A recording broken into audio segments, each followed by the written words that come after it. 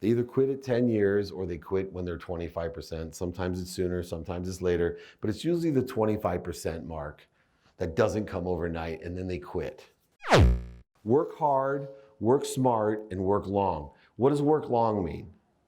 Work long is the hardest thing for young people to understand. It's the most debilitating thing that you'll ever experience.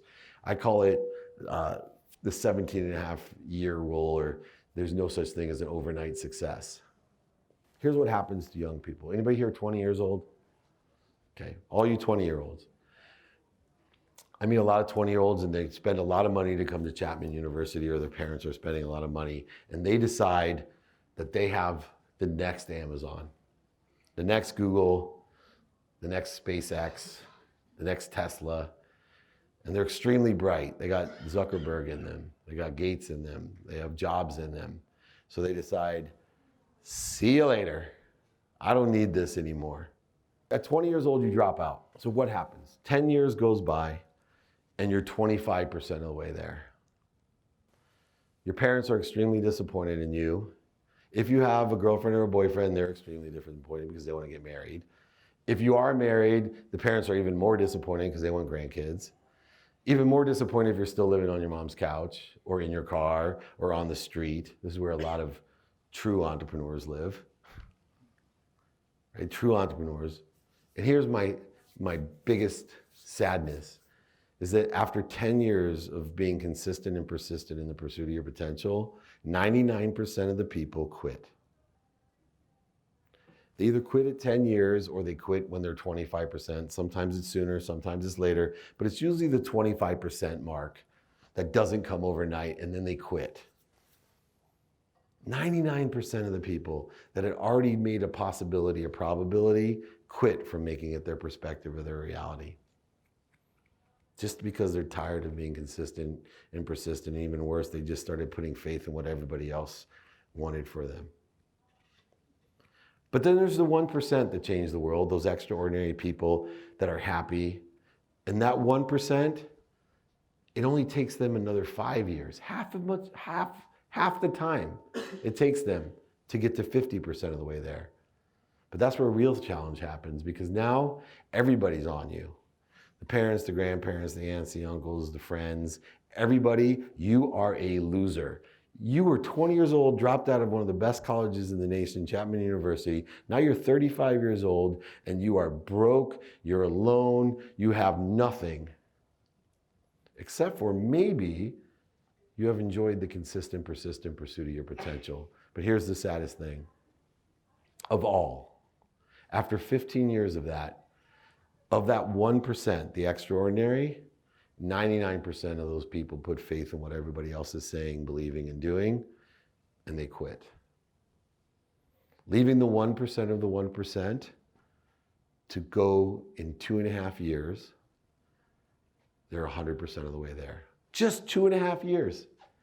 So they went from 35, from being the biggest loser, to the luckiest person they know at 37.5. Now your parents are like, I knew you could do it. Your girlfriend wants to get back together with you. You own a house, a car. Here's the coolest thing about that 1% of the 1%, the extraordinary, the people that don't put faith in what other people think, the people that just enjoy the consistent, persistent pursuit of that potential, that evolve and pivot from having a bookstore in a garage to the biggest marketplace of all time, or maybe it was a search optimization tool that became the biggest internet marketing company in the world, or whatever it is, by just enjoying the consistent, persistent pursuit of the potential, believing, thinking, and saying and doing with the law of glory everything that you wanted. Here's the coolest thing. In a year and 3 quarters, you're 200% of the way there. 7/8 of a year, you're 400, 7/16, 800, 7/32, 1600, and so on and so on and so on. That's how you get the hockey stick. But it doesn't occur if you're attached to an outcome and put faith in what other people want for you. It doesn't occur unless you focus in on the enjoyment of every day, the consistent, without quit, the persistent, with inspiration, pursuit of your potential, not somebody else's potential, your strengths, your weaknesses, your potential, what you enjoy. Somebody was worried about their profession. I want to do what I love. I want to do what I love. Let me wake you all up to a few things. You already know your why, and all of your why is to help somebody or something. You'll figure out what that is, but you know your why is to help somebody. Who here wants to buy their mom a house?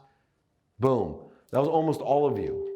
I already knew your why, but there's billions of dollars made on people trying to motivate you to learn your why.